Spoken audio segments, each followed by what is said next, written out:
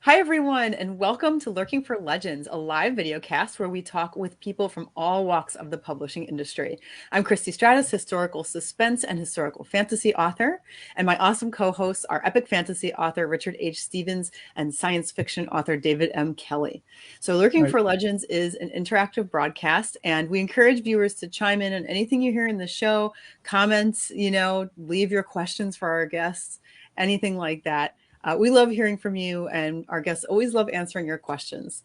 So tonight we are going to be welcoming multi-genre USA Today bestselling author DC Gomez, but we are changing up our format just a little bit. And we are first going to tell you what's new with us, and then we'll bring in DC. So let's start with you, Richard. What is going on in the Richard world? There's always a lot going on with you. I'm just doing shows right now. So I just did a 4-day show. I just told Dave before we went on air, we did a 44-hour weekend. It was absolutely insane. Friday, Saturday, Sunday, and Wow. Monday, we were at a local fair. It's called the Rockman World's Fair. And we met a lot of new fans, sold a bunch of books. And it was a good weekend, but it was very tiring. And my poor wife, she's my support in the background. And I hurt my Hi, back on Friday CJ. night. And I couldn't do much of the slugging. And poor CJ, she had to load. We have a great big 14-foot trailer, and she had to load the whole thing by hand herself Oh at the my end of the show. I God. felt so bad for her, but that is nice to have the support behind you. So when things go wrong, you've got someone else to step in the gap. But so my next book, When Legends Rise, will probably start.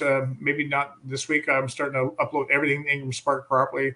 So I'll probably get on my next book in the next couple of weeks, and at that point, I'll have something to report.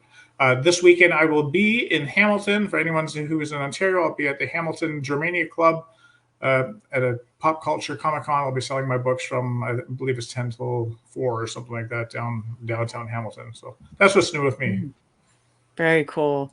Yeah, that's so are you gonna be doing live reads in a couple of weeks when you start your writing? I I will know just it's start doing the live reads once I start doing writing again. Yeah. awesome. Okay, cool. How about you, David? Well, I've just been focusing on trying to do some more work on Hyperia Jones, the second book. Nice. Although, actually, following on from the accusations last week that I was spending all my time making paper masks, I have made one of an. Oh no, sorry. No, never mind. No, I haven't been making more masks. But I have published a new blog post on one of my favorite cover artists, a British gentleman called Tim White, who did a lot of Asimov and Heinlein covers Oh, and Arthur C. Clarke covers, working for New English Library, which was kind of like one of the big British week publishers at the time when I was reading all this stuff. And so I just did a big blog post on that. He's unfortunately dead. He died in 2020 at the all too early age of 69. But very fascinating guy. hmm. What about you, Christy? Well, I have for Corrupted Magic episode 12 just published yesterday. And so that is the episode is called A Big Mistake. So very exciting. Also, I just crossed 100 likes on Kindle Vella for Corrupted Magic, which is super exciting. Oh, Awesome. wow. Congratulations. Yeah, and I just Congratulations. crossed 550 likes for Grimoire Society of Dark Acts, Holy which was cow. like, Wow. wow, I'm really amazed. So Yeah. That's thank you to awesome. everyone who's reading it. Thank you for sharing it. It's super exciting to see that. So a couple of Mhm. big milestones there. Super, Awesome. super excited about that. So that's pretty much what's new with me. I'm currently writing episode 18. So I'm still keeping ahead so far. So it's going well.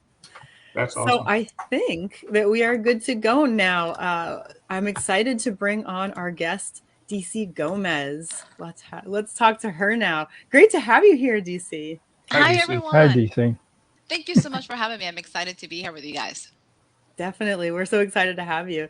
So tell us a little bit about yourself. I gave a super brief introduction. Super brief. I do a little bit of everything. I call myself a little an ADD kid. I'm a podcaster, speaker, as well as a writer. So I tend to play in multiple writing genres as well as mediums for creativity. So I enjoy literally just meeting people and just kind of chatting about books. Hmm. Hmm. And you've written so many genres. And how many books do you have out? Because it's a lot. Right now, I am in number 18. So we're getting, Wow. Awesome. I know. So, and it's kind of interesting because there's a combination of I have novels, novellas, children's books, devotionals. So it gives me an opportunity to play in different genres, different mediums, and kind of give people a little bit of everything. So it's kind of fun. Yeah, that is awesome. So what are you currently working on? What series are you on at the moment, or just individual book? I am currently working on I have a spin-off series that takes place in my urban fantasy universe. So the universe is the Reaper's universe, and I took one of my side characters after the end of the main series and gave him his own little world. So he's moving to Salem, Massachusetts. I'm originally from Salem. I grew up there. And I told my parents, I told my mother in this moment of weakness, and I'm sure you guys all have that I was going to have a book that takes place in Salem. So now it's like, oh God, what are we going to do? So it is the oldest assassin. He is accidentally becomes an assassin for the Orders of Witches. He's trying to figure out what is causing their traitors. So I'm working on book 2, which is the traitor for that series. Very cool. That's awesome. And I knew you grew up in Salem. I was thinking before we come on air, this is your time of year. Like it must be really cool to be living anywhere around Salem around October, going into the Halloween season. It must have been very interesting for you when you're growing up in Salem. Was it like did they go really hog wild way back then? Like, and I don't mean way back then because I'm not trying to age you. Like, did they Well, go when like 5 years ago when you were a child? oh, of course, absolutely. So to put things in perspective, I'm the blessing that I look very young, but I literally grew up in Salem 30 years ago. So, and Halloween was a big deal 30 years ago. Nowadays is amazing. Like my mom will call me and goes, by the way, we have a parade for Halloween. I'm like, stop bragging. Don't brag. Don't call me to say that. So yeah, so she likes to brag about it. It is no surprise because I live in Texas. I'm now living in the Bible Belt, and everybody asks like, "How did you get into witches and zombies?" And I'm like, "Well, I grew up in Salem." And they're like, "Oh, that makes sense. Yeah." And Mm. nobody questions it. Everybody's like, "Yeah, okay, that makes sense. No further answer required. Easy peasy." So one of our reviews says that it's great you have 18 books. How do you manage the marketing side of having different genres? You must obviously not do that all yourself.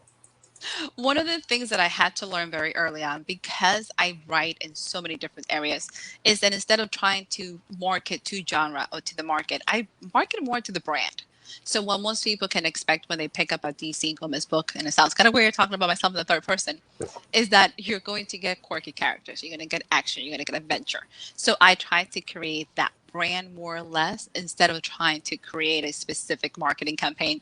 Primarily because I went crazy. I literally tried like one day you're marketing, nonfiction with devotionals, and then you have children's, and then you're going, nobody's going to follow through if I keep jumping audiences. So I just kind of went, okay, this is what I write. Hopefully you like the style. Hopefully you want to take a chance on this wild ride with me. And my readers are seem to kind of enjoy the dynamics of other different books. Mm. So I saw that in your website, you studied film and television at university. So I'd be interested to hear about that, and has that had an impact on how you actually approach your writing? It has a lot. I went to NYU. So my background, I did television when I was in high school all the entire time. I went to school at NYU for film and television. And I have that story that I can be very honest. Like I joined the military right after college because I wanted to learn about people. And somebody like recently told me, like, you could just travel. Like I was like, yeah, whatever. Like I know. I was like, sounded great, but at the time I was 21 when I joined the military. Weren't thinking that far ahead. So one of those life lessons that changes your life. I was in basic training when 9/11 happened. So my entire life of like, you're going to make films, you're going to learn about people, you're going to create these stories, just flip. You know what I mean? Like life decisions became real. So now fast forward to 5 years ago, my world looks very much like a film script. So my books have that feel of a movie. You go from one scene to the other. Like every chapter is a scene. And when you change chapters, you change locations. So you get that feel as if you're watching a movie, if you're watching a television show, and the speed that goes with it, just because that's how my mind functions really well. Mm. Very cool. That's Okay, great. sorry, Christy. I Yeah. was gonna. You write about witches, obviously, and this is kind of more directed towards what I'm going to be doing soon. Is I'm going to be writing directly about witches in my Okay. next series. How did you go about researching them? Like, there's it's such a big genre. And did you research like modern day witchcraft, or did you research older, or did you do both? And what resources did you use? I did a combination of both. One of the things that I did, I wanted to find out what are some of the main holidays that the Wiccan religion has. Like, I wanted to find out what actually were some things, because I do write urban fantasy.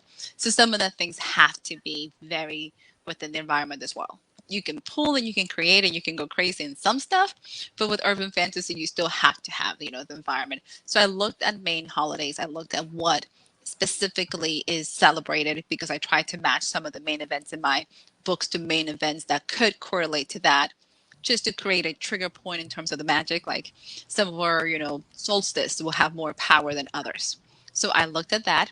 And then, because I grew up in Salem, I spent half of my life there learning about the history of witches and kind of like the Salem witch trials. So I had a little bit more of that life of how it Mhm. looked like then. So I pulled a little bit from everywhere. I add mythology into it, primarily because I'm obsessed with Egyptian mythology. So I tend to pull from that. So my books are a little bit of a crossover from all these different genres, just because I enjoy it. I think we are all a little bit of everything. We can pull from many different things, especially for like fantasies. You can definitely play with it. Yeah, absolutely. So, you're doing fantasy, but you are putting in time into research as well. This is Mhm. not just straight fantasy. I do what I want. You are doing some amount of research too. One of the hardest things, and I like my main series takes place here in Texarkana. And because it is urban fantasy, anytime you pick a place and a location, it comes with a history. So one of our main buildings now is being renovated, but at the time it wasn't. It's called the Grim Hotel. It is this beautiful building. It has this incredible architecture. I'm like the little kid that fell in love with it. And I wanted to put a scene in my first book in this building. Like, this will be beautiful. I want this whole battle scene. And as I'm writing this, I go back and I was doing Google Earth to kind of get the dimension straight. And it said, back in the 40s and 50s, there was a fire. And the building is supposed to be haunted. And you're supposed to have all these ghosts. My main character is supposed to talk to ghosts. I'm like, great. So I spend pretty much an entire day trying to rewrite this chapter to Mhm. make sure that if you talk about death and she talks to the dead, you just can't ignore that the building is haunted. So I'm like, that was not what I was prepared. So I'm much more cautious when I pick locations now, to make sure that it's not going to go down a rabbit hole of hours spending going, oh God, it's haunted. Like, and there's supposed to be all these things. And how do I bring this to my story without, Mm. because people are going to research. So I do a alternative history on the fall of the Roman Empire for one of my novellas. One of my beta readers went and checked every single one of the facts. Every name in this book, every location. He goes, you got it right. I was like, yes, because there's people like you in my life that's going to be like, you didn't get it right. So Uh-huh. anytime that comes into play, yes, you spend a lot more time checking those facts and making sure that what you're playing with it is still real and not completely made up, that people can be like, Mhm. that's not true. Yeah. Mm. Yeah. Absolutely. It sounds like both fun and, as you said, like it can be quite distracting and Oh, take a lot of time, especially if you weren't planning for it. research can be one of those amazing and horrible things at once. So if you Yeah. Mm. enjoy research, and you guys probably do, you're going to go down a rabbit hole that you don't know how to get out. You're like, Oh oh, yeah. there goes 2 days of my life that I wasn't planning to work on that. So in your intern diaries series, your central character is an army vet, and you mentioned that you were in the army yourself for 4 years. So I was wondering, was that character in those books, was it somewhat based on you or maybe people that you worked with? So the main character, her name is Isis Black, is actually based on my brother. And by the way, when I first started writing, I didn't tell anybody I was writing a book. Like, it was one of those terrifying experiences of my life. I literally did not discuss this with anybody till the book came out, and that took a while. So I send this book to my brother. He goes, "Oh, by the way, she's in the 82nd Airborne." He goes, "Wait, what?" And so I had this awkward moment with my brother to be like, "So I kind of borrow your background." He was like, "Really? You're going to tell me this?" I was like, I didn't think you were going to get the book. Like, it's one of those things. So I have have quotes from people that I know that I love. I had one of my dear friends has a recipe for a sandwich. So him and his wife read the book and she was like, huh, I've never heard anybody else say it. I was like, maybe I should have told you. So yes, about that. So now I'm asking permission before I put it in the book because you have no idea who's going to read it and go, that sounds familiar. That's great. So we have a question here. It's from Alexandra Murray. She says, "Is it true that the cat lady special? I see a poster behind you." The So yes. research, I guess. Yeah. So I do. I'm trying to see right there. So the cat lady special. So can I tell you this story? You guys can all giggle with me. Sure. So Yeah. the little. Sure. This is how my mind functions. So the little girl that writes urban fantasy gets invited to romance conventions all the time. So I was like, yes, I'm going to go to this romance convention and it will be amazing. When I left, I was like, I should write a romance book. This is my theory because I don't know why I thought this would be a great idea. So in my entire world, as my 5-hour drive back home, this idea came and I wanted to have like a second chance romance. And I was going to have this depressed cat lady who's going to come into herself and find herself. And as I'm drafting this book, midway through, I have a depressed cat lady that is definitely finding herself, but she becomes an arms dealer. So, so there's not technically romance because she doesn't end with a guy, and they're like, that's not a romance. So I was like, but there's a whole bunch of bonding. So it is quirky, super action. I have a group of elderly 6-year-olds selling guns in Texas. So they're called the Silver Hair Gang, and they're running around literally selling guns while Angela's trying to control the lady, sell the guns, not go to jail, and try to semi put her life together as her, two-timing ex-husband who decided to marry a Barbie doll doesn't put her in jail. So yeah, in terms of the romance, no romance. I was like, yeah. So, but yeah. So the cat lady special has book 2 and is a depressed cat lady. So one of the things that I like the titles. I thought they were super cute. I've been asked if I'm a cat lady because I honestly only have one cat, but a lot of my books have cat elements into it. And it is really super fun. As long as you enjoy a bunch of quirky characters who are nuts. Because, come on now, they're in Texas and they're selling guns. And her solution is, if Walmart can sell guns, so can I. This is how she's validating her life. This is like, we need to work on your priorities, girl. So I'm going to be looking at cat ladies a whole lot differently from now on. only if they come fashionably dressed and like have a pistol. Just be careful. And in Texas, that will probably happen. I'm going to be looking at my wife a whole lot differently from now on too. It's great. It is so much fun. So yeah, so my attempts at romance have been definitely dwarfed and not nearly what I think they should be, but it became a really fun story. One of the best things I have ever heard from a reader, and it was kind of by accident because I do write lots of humor, is, she goes like, this is a very empowering book. It's very like image empowering. So my favorite line is Angela goes in and she's in the process of, like she's thinking she's going to kill herself. Her life's in the dumps. Everything's bad. So she meets her mom and her mom's friend, this group of like older ladies who are, if anybody has hanging out with older, much more seasoned individuals, they don't care how you feel. They're just going to tell you the truth. So Angela comes in looking like a hot mess. And they look at her and say, girl, you're not cute. So she's trying to get a hold of herself. And then she's like, you need to eat. You're pretty small. And she doesn't get it. She goes, honey, ribs are not sexy. So they have an entire discussion. Like nobody looks at those kids in the TV and says, there's some sexy ribs. Let me send them some money. So you're going to think about it now too. You're like, nobody looks at that ever. So that was the quote that she reviewed this book and literally sent me this entire post, how image empowering and motivating it was. And I was like, I just thought it was really funny because it's really how I feel. Ribs are not sexy. Nobody wants to see that. It's okay. But Angela gets harassed because she's just not putting her life together. Funny, I think I'm sorry, Christie, go ahead. No, go ahead. No, I was just going to say, it's funny. I think I must be the only author who doesn't have some kind of a pet. So I actually went out this week and decided that I'd better do something about this.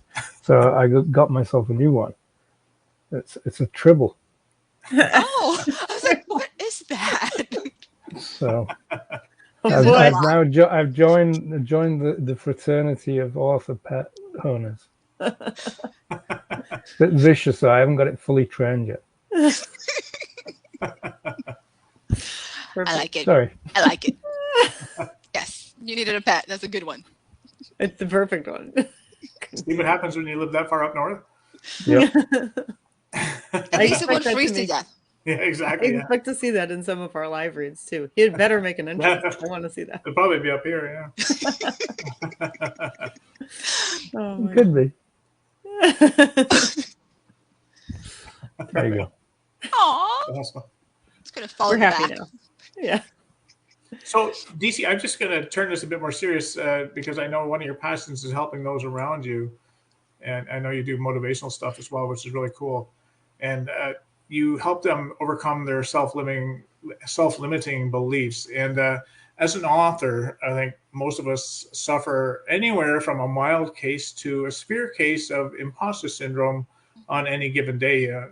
Even if you're fairly successful and you sell a lot of books, there are days when I'm sure that we all are wondering, why are we doing this? Am I really making a difference? Am I actually, reaching anyone? So, what's your advice to struggling authors, uh, or even those who have been around for a while but have fallen back into this funk? Because it's almost like a roller coaster being an author. Like there are so many awesome highs, and there are some pretty low lows. And so, what's your advice when we get into these lows? One of the hardest things is to remember why we started. Because at the end of the day, one of my partners, and we literally do an TikTok live every week. One of the things she says that I think is beautiful is as authors and as creative individuals, we tend to take the things that we relax, we take our hobbies, we take our passions, and then we monetize it. So then the things that used to relax us, the things that gave us that peace of mind is gone. So when we're looking at ourselves and we're looking at specifically what makes us smile, because sometimes we forget this can be a very competitive, yet we're only competing with ourselves world. And at the end of the day, we forget why did we got into this? Like, what is that thrill? What is that piece of this business that makes you smile? I try to remind people. I hear a lot of authors that says, I write this for me. Do you really? We write for ourselves, but we publish for others. So if you're publishing just for yourself, that's technically a journal. Is it really for you, or are you publishing for your readers? So we have to remind very basic why you're doing this. The next thing is why do you feel like you're competing and who are you competing with? At no point in time, and this is the part that I had to kind of get in my brain really early, I'm never going to write enough books to keep one rabid reader satisfied, ever. I have friends that can read a book a day. I have some that can do it a week. I'm like, I'm never going to write 52 books in a year. That is never going to Mm. happen. As much as I might die trying, but it's just not going to happen. So if you can build a community of people that can write 52 books between all of you, you can maintain these things. So when we stop thinking that we're by ourselves, and when we stop thinking that, oh my God, I have to do it all, I have to compete. Because one of the things that I realized really early on, being a writer, believe it or not, is a little selfish. You have to decide that this is what you love. You have to decide you're going to commit because nobody else is going to do it with you. Nobody's going to write your books. And then you're taking time from the people that you love. You're taking time from your family, from your jobs to spend it in your space to write, and nobody can come and join you. So it's one of those incredible things that you have to decide. What made you smile? What made you take? What made you decide to be like, you know what? I'm taking this journey. I'm taking this leap, and it's going to be, we're going to have ups, we're going to have downs, we're going to have it everywhere. But do you remember what made you smile? Mm. Yeah, That's I great love that. advice. Thank you. Yeah, But that's fantastic. When you're saying it's such a good point when you're saying we write for readers, or we write for ourselves and things like that. It's kind of it has to be a balance, right? Because mm-hmm, we're not writing. You're so right about that Hmm. because even just in the way of trying to make our book saleable or the best it can be or enjoyable to someone outside of us, you're dead right that it has to be, for readers as well, no matter if you're writing something that's not popular or you are trying to hit the market or whatever. That's such a good point. And so one of the things I think is really cool about you in particular is all of these different genres you write. And like maybe we can redefine in a way writing for yourself to be mm-hmm. I want to write nonfiction and I'm going to. And I want to write urban fantasy now and I'm going to just do that because that's what's in me. So maybe we should look at it more like that. I think you brought up a really great point there. I think, and I'm reading Derek's message, one of the things that sometimes we forget is that we want to work so hard in the business that we forgot that we love this. We're all readers. Most authors are going to be more passionate readers than anything else. But it's also the fact of finding that it is that balance of what makes you smile. It is that balance where you want to write. But it's also giving yourself permission to say, you know what? I am enjoying this and I'm going to give it a try. Because the hardest thing for us to realize what we write is not what kind of readers are going to get. Like I've written pieces and people's like, oh my God, I connected here. And I was like, did I write that? Like I'm seriously going in my head. I was like, where is that? Like I'm going, which part of what book did you read? Because wait, was it me? Like, and you realize even we take everything in the connection of our lives. Everything is going to be filtered through the minds, through our experiences. And sometimes the things that we write, people are going to connect at a whole different level. So at the end of the day, we can make the best manuscripts and we can publish the most incredible works. And people are going to connect with the strangest things. You're like, I don't think that was in the book. Are you sure it was in the book? Which book did you read? Think about it. Like, have people come up to you guys and ask you these questions and you're sitting going like, yeah. It's like, did I write that? Really? Like, which book did you read? No, and it's incredible how intelligent and how much your readers will remember that you as the author will forget. I was doing these book events all the time, and someone came up to me and said, are you ever going to write about that girl who befriended Rika and went on the boat with her? And I'm thinking, it took me about 5 minutes to remember who that character was, and I'm the one who wrote the character. And all of a sudden, oh, Kahira, right? And then we had a discussion, but they knew my characters more than I did. So especially the minor characters and the little things that you throw in there just because it's advancing your story that you really don't pay much attention to as the author, and your readers really pay attention. It's funny what resonates with readers that you would never think would. I learned really early on that these are not my characters. I'm just the caregivers of the reader's characters. Like, this is theirs. This is their family. My job is not to kill them off so they don't kill me. Like, I am just literally like, I'm a full-time babysitter of these people that they love. Like, they're not mine. Like, the moment like these books leaves and people pick them up, they make connections and they're very much involved in their lives. Like book 5 of the Intern Diaries, which is Judgment Day. Like, this is the big finale. I knew from the beginning what was going to happen to one of the characters. I knew it. And I knew how I was going to bring it all back and tie it. I have never had hate mail in my life where people going like, girl, I was planning to drive to Oklahoma and beat you. I was like, I thought you, and I was like, I thought you loved me. And all I can think, like, I got like through the whole entire process, people like, I am so angry. I was like, just please keep reading. Like, I've never had to tell people keep reading. I was like, no, seriously, like you should finish the book. I promise it's going to be okay. But it was such a great realization to realize I'm just a keeper. Like, I'm literally the person who's babysitting these people and it's theirs. And if you completely take that for granted, your readers are going to tell you, like, I have realized, I'm like, you take this very personal. Like, you have invested it. You took these people home and it became a very personal, adventure for you. Like, think about it. How many other stuff you take to bed? Like, let's be honest, like, besides a book and maybe your phone, what else is coming? Your significant others, obvious, but what else is coming to bed? Like, that's a really intimate relationship. And as an author, it is a privilege for people to take our books with them. We also have to realize it's a huge responsibility because you might beat me. Like, I might not make it because I did something to your kid and you did not like it.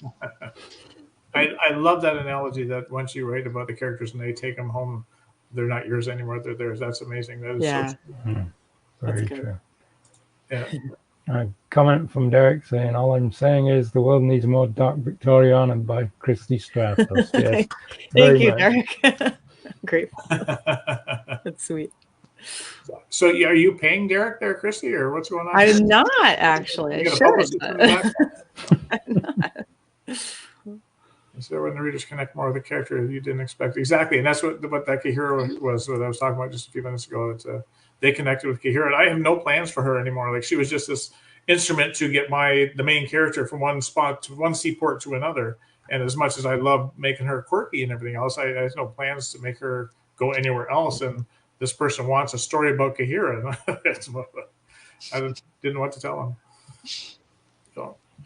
So and another thing, when you're, and this is kind of going off topic a wee bit, but I see you're attending Vegas. I went and saw your schedule. You're attending Vegas 20 Books to 50K next month. I've been there a couple times. I went in 2018 and 2019, and now it's on the main strip now. Have you been there before? I went last year, so this is. Oh, you did go last year, eh?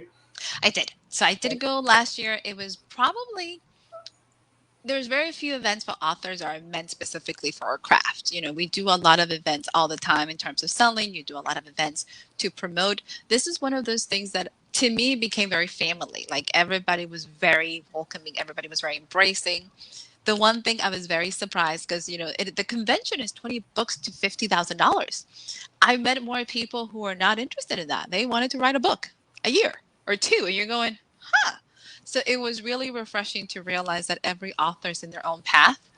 And even though there's a convention to push a lot of, to get you excited, to get you writing quickly, that was not the consensus. People were not interested. They wanted to learn Right. tools. They wanted to learn how to market. They were not that concerned about having to write 20 books. They were like, that's not what I want. And so to me, that was very, very refreshing. I got really excited. I was like, that's really fun. It's an amazing conference for sure. And Hmm. so I know what the best part of it for me was when I went in those 2 years. We actually took my wife along, and I'm thinking about halfway through that.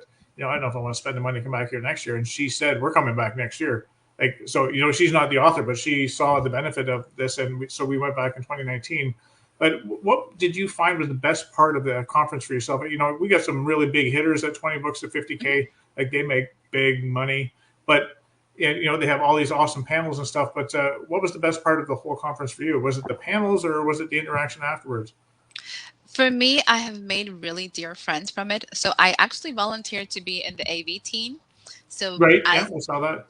that really is difficult, but also the fact I am very, to surprising, a fairly introvert. So in big events that I don't have a purpose, I tend to like fall into the background. So I wanted to Mhm. make sure that I didn't spend my time in my room. I wanted to make sure that I actually had a place to go. So the team that I got to spend some time was amazing. And it was able to kind of go back and forth. The one thing for the event that I enjoy was the honesty of the panels because everybody has big numbers, but they were also able to tell you how they got them. You know what I mean? Mhm. They were very honest of the amount of money they spent on advertising. And it kind of made me feel better. I was like, okay, I don't feel like spending that amount of money. So that Right. is okay. So it Yeah. became a really much opening awakening of the fact that it is a business. You're going to spend a lot of money on ads because you are competing with Amazon's everything or Barnes and Nobles. But it was honesty enough to make you go, this is what it took them to get there. If you want Mhm. that, are you willing to do the work? And sometimes I think once you realize what it takes to get there, you realize, that sounds like fun. Not going to do that. Mm. I think Yeah, that's the it best is part. like it's super eye-opening, isn't it? It really is Yes. super eye-opening, the amount of effort that goes into the marketing, the amount of money that's Mhm. spent in advertising. I've talked to people in 20 books, 50K, and not in who've had like major success, and it really blows your mind the amount that it can take to make that happen. It's amazing. But yeah, like you said, it can kind of give you like a feel for do I want to chase that or not? That's a great point. And then you become very realistic. What is that journey for you? What is that Mhm. career you're looking for? Do I want all that? Because at the end of the day, we tend to forget that we're still extremely creative creatures. We're extremely sensitive creature because that's where the creativity comes. And at some point in time, even with like social media, like how much social media can you do and how much writing do you do compared to the social media? And does your mindset actually can handle it? Because after a while, I'm like, I am exhausted. And if you ask me Mhm. how much did Mm. you write, I was like, nothing. I Mhm. wrote nothing today. I was busy posting on like 5 different Yeah. platforms and I was keeping up with all this. Yeah. So those events to me are great to make you understand that.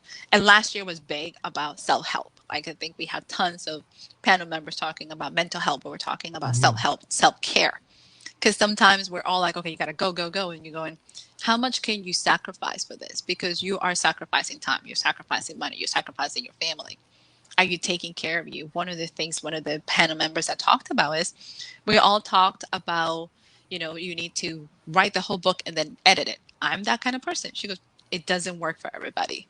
So if you're trying to chase that, how is your mental health? So it became a very much awakening in terms of, as an author, you're a creative soul. Where is your soul in this middle of this mess if you're putting everything on the line to chase the next shiny object or the next high? Mhm. Mm. Absolutely. So, DC, I believe you run something called the Book Corner, which streams on live on Amazon. Is that correct? Yes. Could you tell us some more about that? So I am the kid that presses buttons. I have no issues admitting it. I'm literally that curious little kid's like, ooh, what is that? And then I press a button. So my Amazon journey has become that, like pressing the button. So I became an Amazon influencer literally by accident. So I don't know if you guys are Amazon junkies. I am an Amazon junkie. I'm always there. So a consumer, I'm hooked. As a writer, I was like, I wish you would treat me better, but that's another story. So I can admit it. As a consumer, we're best friends. As a writer, I was like, oh, we need to work on this relationship. So I was literally on Amazon for anybody. And I don't know if you guys still have, if you guys have it in Canada, they do tons of live streaming. So Amazon has become the new QVC for here in the States. Mm-hmm. So you get to see all these people selling all this stuff and they have clothes and everything. I was like, ooh, what is that? So I went down that rabbit hole. I was like, how did you do that? Like, what is that? So it says, do you want to apply? And I'm like, sure, click. I was like, do you have a fan base? I'm like, I got Instagram people. Yeah, click. So I kept clicking. And then they're like, you are approved. And I was like, oh God, what just happened? So that look was my look when it was like, oh God, I wasn't ready. Like, what do you say? No, my bad. I changed my mind. Like, I don't know what I'm doing. So the first couple of months I tried to sell, so I was trying to sell like author stuff, like how to make swags, how to get all this stuff. Then I literally was like, I'm tired. I don't sell makeup. Like, I don't wear makeup. I didn't want to do clothes. So I had a discussion with one of my dear friends and I was like, look, I have this platform and I have a podcast where I interview authors, but I was like, I have a platform in Amazon. And as long as people have a book in Amazon, I guess I can sell it. She goes, you should do it. Don't tell somebody you should do it when I'm like, I don't know what I'm doing. So she's like, if you decide to do this, I will be your first guest. So I spent like 4 weeks trying to figure out, I was like, how do I get an interview show on Amazon during their live streaming to sell the books and pull it off? I was like, they didn't say I couldn't do it. Like, they didn't say it wasn't going to work. So I do a Wednesday night and a Friday morning. And what I decided to do is I do brand new books, so within 90 days. So any author that has a brand new with 90 days that wants to come and chit chat live on Amazon, and it's literally a live screen, people can ask questions, which was kind of creepy at first. And I have a carousel at the bottom. So we're literally just discussing the books. It's a very laid back interview. I get to press buttons on 2 screens, so I look a little ADD. So, but it's becoming so much more fun. And I never realized, I was like, how did you do that? I was like, I pressed a button. I don't know. Like, they said, hey, you can have this space. And because I could, I did. And I didn't ask questions. I'm like, hey, let's see what happens. So now it is a live interview show for authors with new books. And anybody can come. It's so much fun. And because it's live, then I don't have to do a lot of prepping. Like, I do a 15-minute follow-up. Because for my podcast, it comes with tons of editing because my authors are doing a reading. So I'm producing a semi-audio book, and then we do this. This one is literally like, can you talk for 30 minutes and not get silent on me? Then we're good. Is that something that people can, like, I've seen it go by and everything, the live streaming and the selling and everything. Is that something people can like subscribe to a channel, or like, you can? Yes, you can actually. So Amazon has different tiers because Amazon is like that amazing about things. And then once you can follow any of the live streaming. So you can follow me. When I go live, I'll send you a notice like, hey, DC's Book Corner is live. Come and watch. You can also watch the replay. You can watch any of the other channels in there. And the fun part about it is for authors, like, they can buy the book right there. Like, if you can sell your book enough for people to be like, ooh, you'll buy the book. So my best interview that I think was the funniest. So we were doing finance, and he has his like the 3-legged stool, which was super amazing. I had to giggle with him. And we had a guy that says, when is the audiobook coming? I was like, he's like, I just wrote a book. I don't have an audiobook. So we talked about it for 20 minutes. The guy ended up buying the book right there. I was like, oh my God, that's amazing. So we did our own little happy dance, woohoo, and then our own little celebration. But it was one of those cool things is, hey, he watched a 30-minute interview about how the stock market can be impacting businesses and what it does for everybody else. Loved the book, took a chance on it, bought the book. And I was like, you know what? I'm doing a good thing. Like, if somebody can come to this show and you can find a reader, somebody can buy your book just because you were scrolling through Amazon, then this is a win for everybody. That's awesome. So we've got a viewer here who says, can you post a link? And I don't know if you can from there right now, but once the show's over, I'm sure you can post it later on when you get a moment, just to post a link to that show. So Alexandra Marie can see that. It'd be cool. It is. So for the links, anything with Amazon, I think my link is amazon.com/shop/DC Gomez-author, because I'm not that creative and I couldn't figure out what else to think. I was like, let's be honest, I was like, there's too many links. Like, I need to keep it simple. So that's kind of the Amazon one. So yeah. And you can actually get the link from, I think I have a link on my website as well that you can get to it. And you can watch any previous show and you can kind of figure it out. And the carousel is there. I learned how to make lists of like my upcoming shows compared to like everybody who's been featured. You still can look at their old books. I'm learning all sorts of things about Amazon that I didn't know before. Yeah. So- Wow, that's cool. So we're getting near the end of the show, and I wanted to ask you this question. I'm not sure if Dave and Christy have a question for you before we go too, but I want to know, I know you're an award-winning USA best-selling author, and that seems to be like the unicorn for many people to try to get to that point. I know we're almost out of time, so I know it's not a quick answer, but how, in a nutshell, did you go about becoming an award-winning USA best-selling author? You didn't just write the book and get an editor and publish it and bang, you were a USA best-selling author, or did you? Actually, it's in two parts. So the award winning is several different competitions, several different festivals. So that's two things separate. I actually, when I started out, I had read one of those many books, like things you're supposed to do to be an author to help your career. And one of the things that said, hey, join an anthology so you can work as a group to go to USA Today. Many of my friends have always said, oh my God, that's a cop out. I was like, let me tell you, I have never worked harder in my life to promote and publish and push a book like I did in this group. I don't even work this hard for my own books, guys. Come on. So we worked for about 9 months nonstop. Like, I posted every day. We promoted every day. And it was a group of about 20 or so of us. It was back in 19, right? Kind of like what the wave of the anthologies was going down, to truly make it. Because in order to make a USA Today list, because it's all straight numbers, you need about 5,000 to 6,000 copies sold within that week. And it can't be all Amazon. So you're looking at 500 in Apple, 500 in Kobo. You're looking at Barnes and Nobles in order to be considered. So you have to have that mix. So Amazon, while it can rule the planet, they don't count it. So it can't just be all of that. And the time that we did it, Amazon lost about almost 900 to 1,200 of our pre-orders because they couldn't find our book. So it was I've never had a migraine before. So anthologies are great, especially if you can have a group of like-minded people that want to work for it, because it does cost, for an author, especially if you're indie, it can cost you about $10,000 to try to make it run by yourself. It is a substantial amount of money. Well, that's awesome. That's interesting. Thank you for explaining that. That's really cool to hear. My pleasure.